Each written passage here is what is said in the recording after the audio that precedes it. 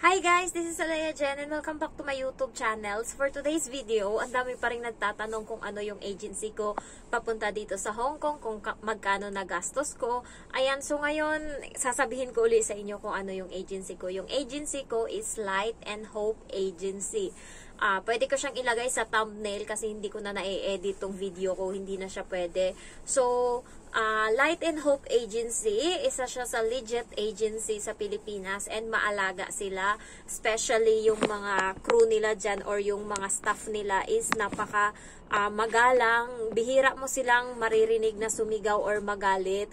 And alam mo yun, masyado silang mapasensya. And kapag mabait ka sa kanila, in return, magiging mabait din sila sa'yo. So, ganun kasi yung nangyari sa akin. Napaka ano ko sa kanila, approachable, mabait, walang arte, hindi ako mataray. So, ang balik sa akin is mabait din sila. And alam mo yun, friendly sila sa akin. Hindi ko lang alam kung paano to gagawin yung cellphone ko. Ayan, kasi wala akong mapatungan. Ayun guys, and then, magkano nga ba yung ginastos ko sa Light and Hope? Ang ginastos ko po is nasa 15,000 sarado. Ayan, so 14,800 plus chuchu, ganun. So, sinarado ko na lang na 15,000. And then, ano nga ba yung mga ginastusan dyan? Ito yung NBI, PDOS na 100, medical na 500, photo and video na 4,000. Sa agency yun, kapag naselect ka na ng employer, tsaka mo na yan babayaran. Hanggat hindi ka nasiselect, hindi ka magbabayad ng photo and video nila. Sa iba kasing agency, yung photo and video is ikaw mismo gagawa and wala kang sariling uniform. Kung ano lang yung sinasabi nila is yun lang yung sundin mo. Dito sa Light and Hope is meron siyang sarili silang uniform and then meron din silang video na anuhin sa'yo and yun talaga is tawag nito, naka-ano talaga siya, nakapapel na yun yung sasabihin mo and merong interaction ka about dun sa ano nila, staff ng Light and Hope. So, medical, 5,000, TESDA, 5,000, NBI, nakalimutan ko na kung magkano, PDOS, 100, and then dati may VAX certificate, yung VAX na yung parang passport at tawag nila doon. Basta yung vaccine, about vaccine, ayan, nasa 300 yon. And then, ano pa ba yung ibang binayaran ko? Yung ano pala, yung papunta na ako dito, pregnancy test, 300. And then, nag-ano uli kami, ang tawag nun, yun lang naman ang ginawa sa akin. Basta nakaabot siya ng 15,000 mahigit. Hindi siya kasama yung pamasahe and pagkain ko. So, sa mga Xerox about sa COA, Certificate of Employment, merong nagsasabi na yung COA is, ano ba yun, sinasabi nila, meron silang sinasabi dyan. Pero yung Certificate of Employment, iba yun sa COA na inaano nila, pinafile nila dito ng government, iba yun. Yung COA is parang katunayan lang na nagtrabaho ka as domestic helper sa Pilipinas, kaya mag-aano ka doon, gagawa ka ngayon ng Certificate of Employment na kunwari may pirma ng amo mo dati sa Pilipinas. So, ganun yung ginawa ko. Ako lang gumawa and then pinirmahan ko din ng kunwari pirma ng amo ko dati.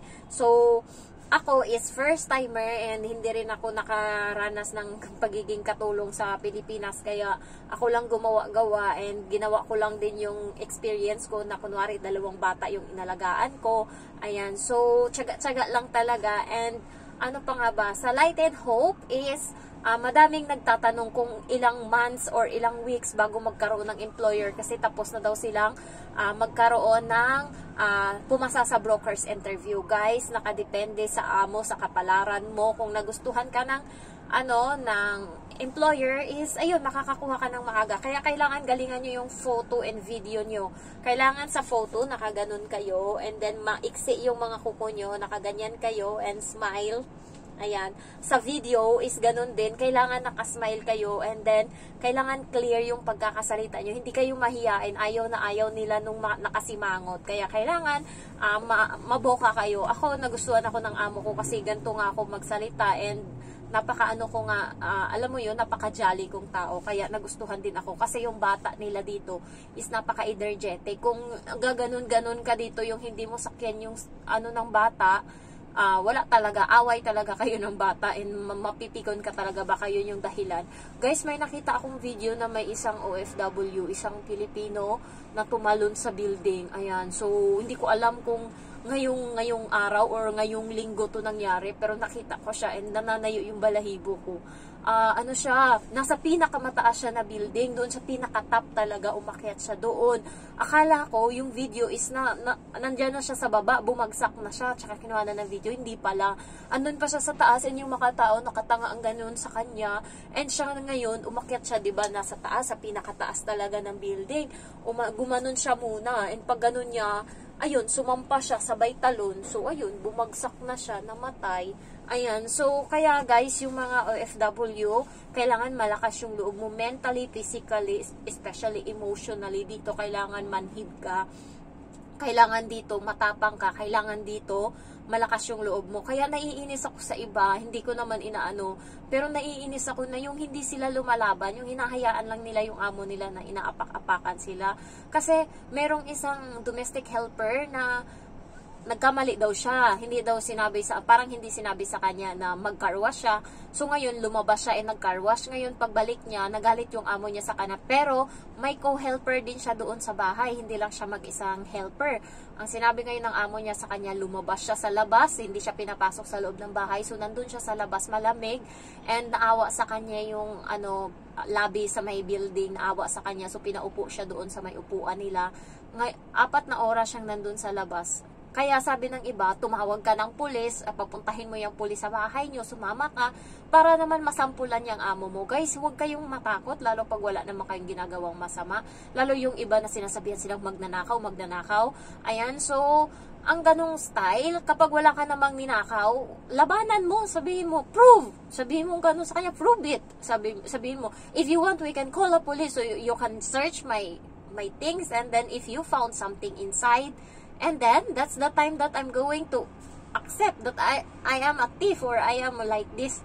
So, hindi pwedeng manahimik kayo. Kaya ako, hindi talaga ako nagpapatalo sa amo ko. Punyeta talaga. Kasi guys, pag nasimulan nila kayo, dudurugin na kayo nila. Alam nyo, simula nung siningil ko siya, and sinabi ko talaga sa kanya, pag singil kong gayon, namula siya. So, nakasimangot ako sa kusina kasi na yun 6 na. Ang sahod ko dapat 2 pa lang. So, ilang araw na yung late, so naghuhugas ako, hindi ko siya pinapansin, and pumunta siya sa kusina, hinatid niya yung ininuman niya, kasi nga hindi ko sila pinapansin, so alam niya na bad trip ako. So ngayon, pumunta siya sa kusina, and then sabi niya ganun sa akin, pagbunga niya talaga dun, sabi ko, thank you ma'am, can I have my salary? Sabi ko talagang ganun sa kanya. Tapos tumingin siya sa akin, and then nanginig siya, yung parang nahiya siya, na namula siya, yung parang tinignan ko talaga siya sa mata, tapos lumabas siya, and then sinabihan niya yung lalaki na yun nga, naniningil na ako ng sahod ko. So ginawa nila ngayon, ang tagal nila guys, nagpunta sila sa mga kwarto, pinagkukuha nila yung mga pinagtatabi nila na pera dun. So pinagkukuha nila, and then hanggang sa nabuo nila, mga siguro 5 minuto silang na ganyan halungkat, nakabuo sila ng sahod ko. Tapos tinawag nila ako, tapos sinabi ngayon ng amo kong lalaki na kailan nga yung sahod mo? Sabi ko, ato, dapat, sabi ko, ados, sabi kong ganun. Pero okay lang naman na malate, sabi kong ganun. Talagang ginanon ko, okay lang naman na malate. As long as dapat Friday ng gabi, dapat inaabot nyo na yan sa akin. Kasi kinabukasan, day off ko, wala akong gagastusin kung hindi nyo ako sasahuran. Talagang ginanon ko talaga yung amo kong babae, hiyang-hiya. Yung lalaki naman, kasi gusto talaga na lalaki, sasahuran ako parate. Itong babae lang yung alam mo yun, ganyan siya, ayaw niya akong sahuran nung una. Yung parang sinasabi na sa kanya ng lalaki, nire-remind na sa kanya, paunti-unti niya lang na, alam mo yun, yung parang hindi niya nilalagay sa utak niya na sasahod ako. Isang beses, July, pupunta sila, aalis sila ng bansa, and sinabi na sa akin ng lalaki, kasi na yun 5 na, or 7 nata, yun sabi ng lalaki, sasahod ka na mamaya. Tapos nandyan na yung pera. Alauna na, mag-aalauna na ng madaling araw, hindi niya pa inaabot sa akin. Kaya sabi ko, hindi na to maganda, parang ayaw mong ibigay. Kaya nung siningil ko talaga siya, simula nun, hindi niya na talaga nililate. 2 ngayon, so kahapon 1 ng gabi sinahuran niya na ako. So, ganun yung gawin nyo guys, huwag kayong magpapatalo. Kasi kapag kapag sinimula nila na okay lang, kapag ganyan, okay lang sa inyo, talagang mamimihasa yan. Ayan, so ano pa ba yung sa Light and Hope? dapat maboka kayo, ganyan, and then pray na din kayo, and galingan nyo talaga sa interview. And sabi ng iba, bawal na daw ngayon na magparami ng brokers interview sa Light in Hope. Ako kasi 2 beses. Every Webes ba yun? Nakalimutan ko na kung Webes. Every Webes, meron silang brokers interview, and unang interview is yung Hints na company. So, dito agency sa Hong Kong. So, nagpa-interview ako. Next week is hindi, kasi may trabaho ako nun. Bawal umabsent. So, hindi. Next week is, nagtanong ako kung yung agency na Hints, yun ba yung mag-e-interview next week? Sabi niya, hindi. Ayun talaga, personal interview daw. Yung amo mismo or yung agency dito sa Hong Kong, yung may-ari, yung pupunta ng Pilipinas para mag-interview isa-isa ng mga helper. So, siya mismo yung mamimili. Parang na-challenge ako, kaya pumunta ako. And yun, doon ako nakakuha ng amo sa pagpunta ko na ganun.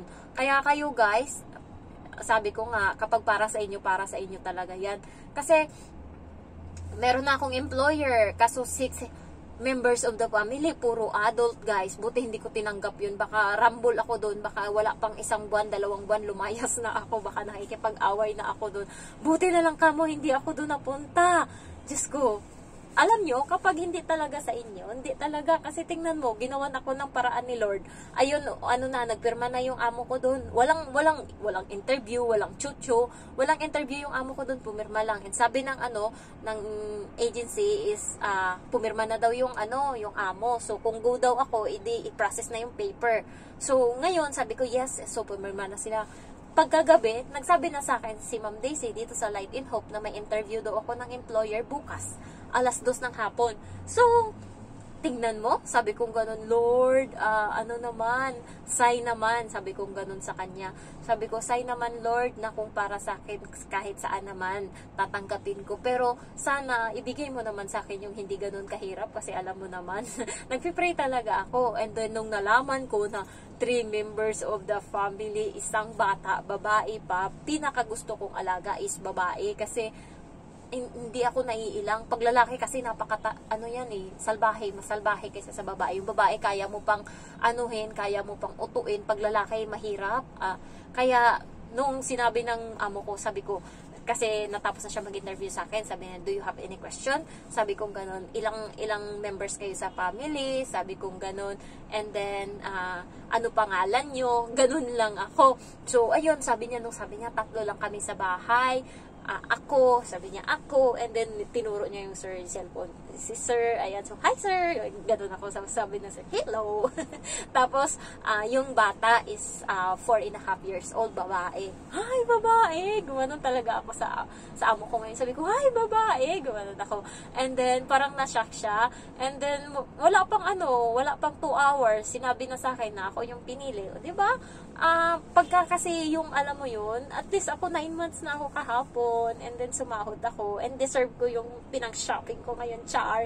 Papakita ko sa inyo yung shopping ko. Ayan, so pumunta ako ng sale, ayan, so bazaar. Eto, damit, nang hinayang ako sa damit, ang mahal. Eto, 50 Hong Kong dollar.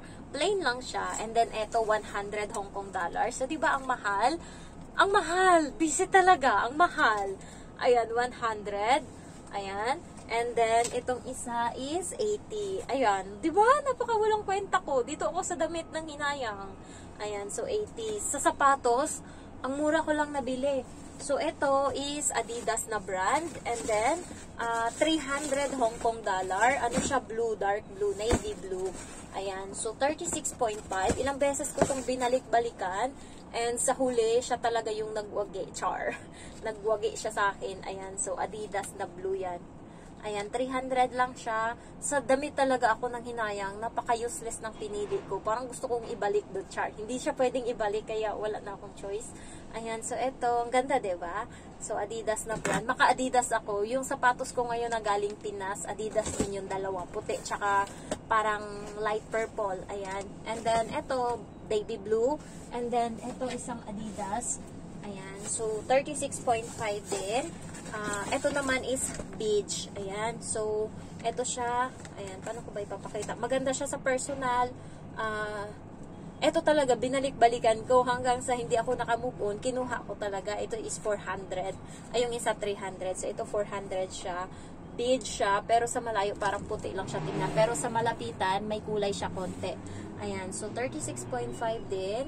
And then, last is, eto, nabili ko lang siya 150. Kaya lang binili ko, pero hindi ko talaga siya bet. Hindi ko lang siya mabitaw-bitawan kasi nga 150 lang siya. So, ano daw to, pang hiking. Ayan. So, ito siya. Ano yung brand niya?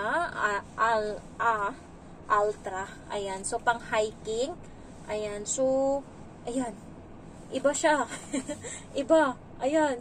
So, ganito siya. Ano din yung size nito is 30, 38. Ayan. So, 38 ata to. Yes. 36. Ayan. So, malaki siya, pero laban. Ayan. So, ayun guys. Ayan yung mga napamili ko. And, deserve ko daw to. So, overall na nabayaran ko is 800 something. So, naka-discount ako kasi 3 sapatos yung binili ko. And 3 sa damit, hindi ako naka-discount. Hindi ako natuwa doon. So, ayun lang guys. Thank you for watching. Bye-bye.